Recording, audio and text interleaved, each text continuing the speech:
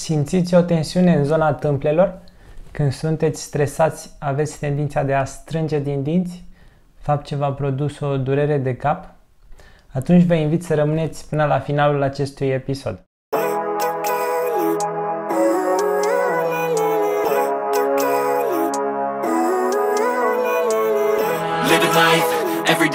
Sunt Cristian, helperul vostru, și în acest episod vă prezint 4 tehnici de terapie pe care le puteți aplica acasă la dumneavoastră pentru a vă relaxa maxilarul și implicit durerile de cap asociate. Această zonă care vă genează este reprezentată de fapt de articulația dintre craniu și mandibulă, respectiv dintre osul temporal al craniului și osul mandibulei.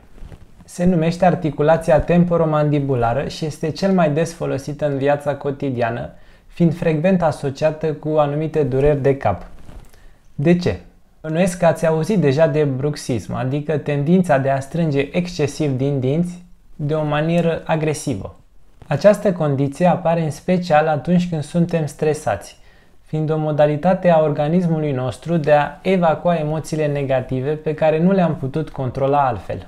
Automat vom avea o tensiune musculară mult prea mare în acești mușchi, care sunt concepuți să se contracte în mod important doar de 3-4 ori în timpul zilei, atunci când mestecăm, când mâncăm și nu în mod permanent. Evident, este foarte posibil să resimțim acele tensiuni musculare acumulate sub forma unor dureri locale în zona maxilarului, în zona tâmplelor sau iradiat în alte zone la nivelul capului. E ca și cum ați ține mereu umerii ridicați atunci când sunteți stresați.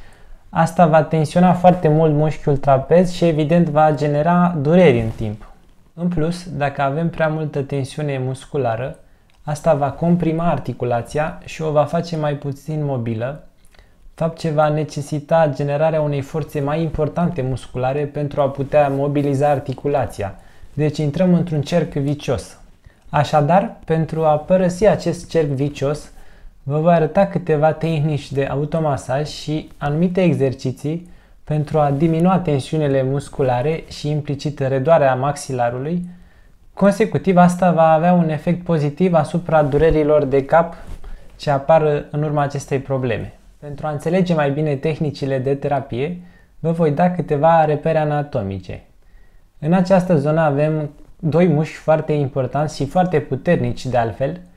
Primul dintre ei se numește mușchiul maseter, care pornește de la nivelul mandibulei și se inseră la nivelul acestui os numit osul zigomatic, aflat în dreptul urechii.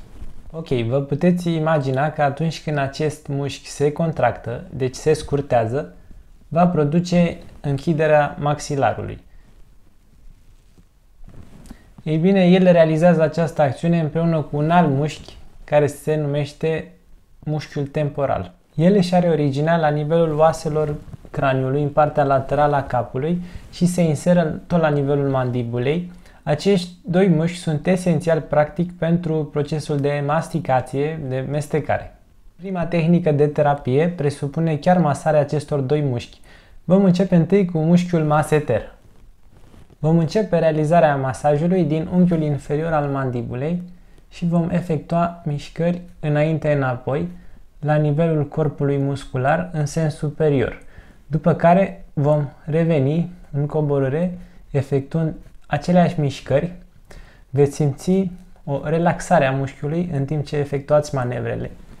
Bineînțeles, putem să realizăm și mișcări sus-jos, de aceeași manieră la nivelul corpului muscular sau, de asemenea, mai există și o altă tehnică de masare circulară și încercați să masați tot corpul muscular într-un sens și apoi, bineînțeles, puteți schimba direcția de rotație.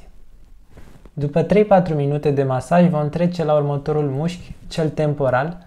Vă spuneam, îl găsiți deasupra acestui os din dreptul tragusului urechii, pe care îl simțiți foarte bine, respectiv osul zigomatic, și în sens superior vom repeta aceleași mișcări pe care le-am efectuat înainte-înapoi. Acest mușchi este destul de întins, deci trebuie să insistați în mai multe locuri și apoi eventual puteți reveni la partea inițială. De asemenea, putem efectua același tip de mișcări circulare într-un sens și în celălalt.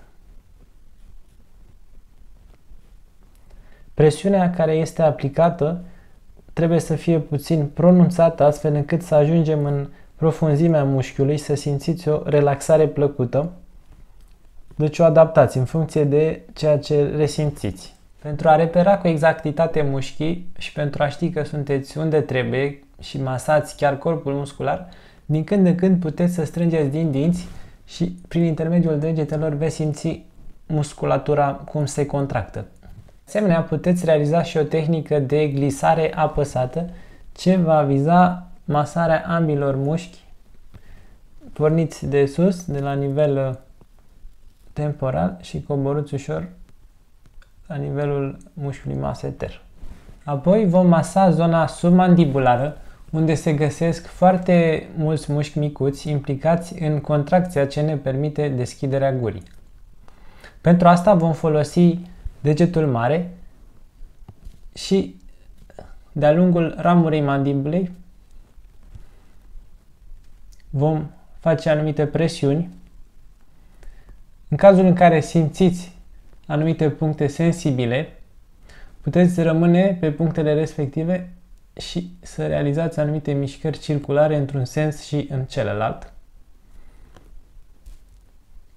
De asemenea, mai există o altă tehnică, vă arăt imediat, în care puteți face anumite glisări în direcții opuse. În cazul în care în timp ce efectuați aceste manevre de masaj, descoperiți anumite puncte sensibile, tensionate, comparativ cu alte zone de la nivelul capului, atunci veți trece la tehnica de terapie numărul 2, ce presupune aplicarea unei presiuni mai importante prin intermediul indexului, spre exemplu, pe acel punct sau acele puncte sensibile pe care le-ați descoperit.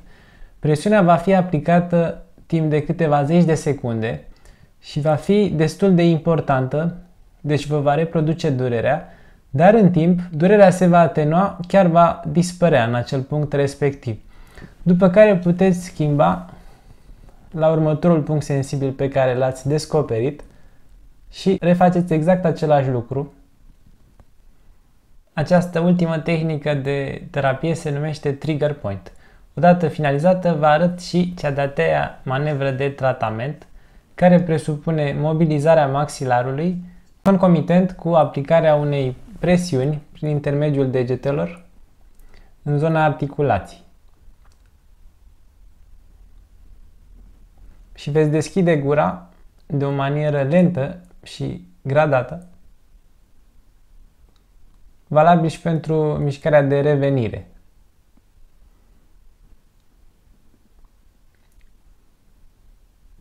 Presiunea aplicată este una importantă, deci senzația resimțită va fi una dezagreabilă în timp ce efectuați această mișcare și obiectivul este să câștigați în mobilitate. Veți încerca să deschideți gura din ce în ce mai larg. De asemenea, puteți să schimbați poziționarea degetului care efectuează presiunea, astfel încât să țintim cât mai multe zone musculare. Apoi vom realiza același tip de terapie și pentru mușchiul temporal, care vă spuneam se află deasupra acestui os. Deci, veți aplica presiunea concomitent cu deschiderea și închiderea gurii.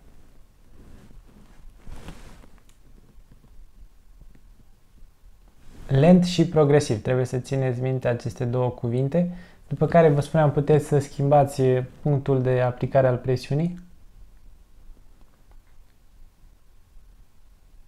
Vă arăt în continuare și cea de-a patra tehnică de terapie, ce presupune mobilizarea articulației temporomandibulare, manevră ce este eficientă în special atunci când aveți un deficit de mobilitate în această zonă.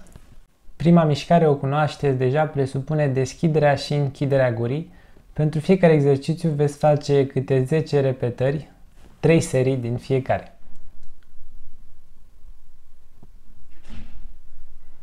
Țineți minte, întotdeauna mișcarea se face lent și controlat.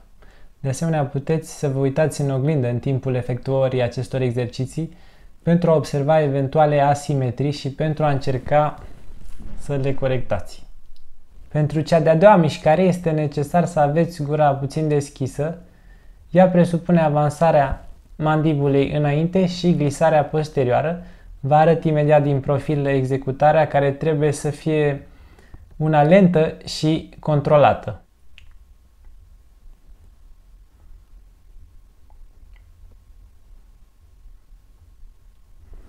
Mișcarea înainte se numește antepulsie și cea de revenire se numește retropulsie. A treia mișcare presupune devierea mandibulei spre stânga și spre dreapta.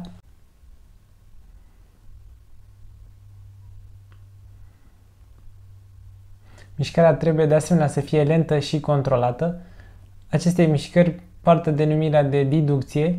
Dacă observați că aveți o diferență între stânga și dreapta, respectiv dacă mișcarea spre stânga, spre exemplu, este mai deficitară comparativ cu partea dreaptă, atunci trebuie să insistați pe mișcările înspre stânga.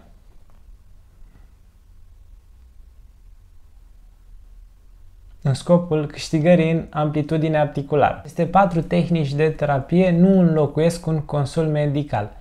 În special în situația în care aceste tehnici de tratament nu vă ameliorează simptomatologia, vă recomand să vizitați un specialist. În cazul în care aveți întrebări referitoare la această prezentare sau sugestii pentru un anumit video, vă invit să le lăsați mai jos în comentarii. Pentru acest episod, dacă v-a plăcut, vă invit să îl apreciați, să-l distribuiți cu cei care ar putea fi interesați și nu în ultimul rând să ne urmăriți în continuare canalul de YouTube.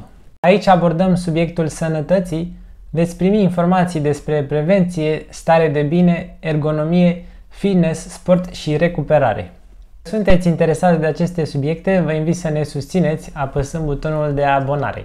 Vă mulțumesc, pe data viitoare!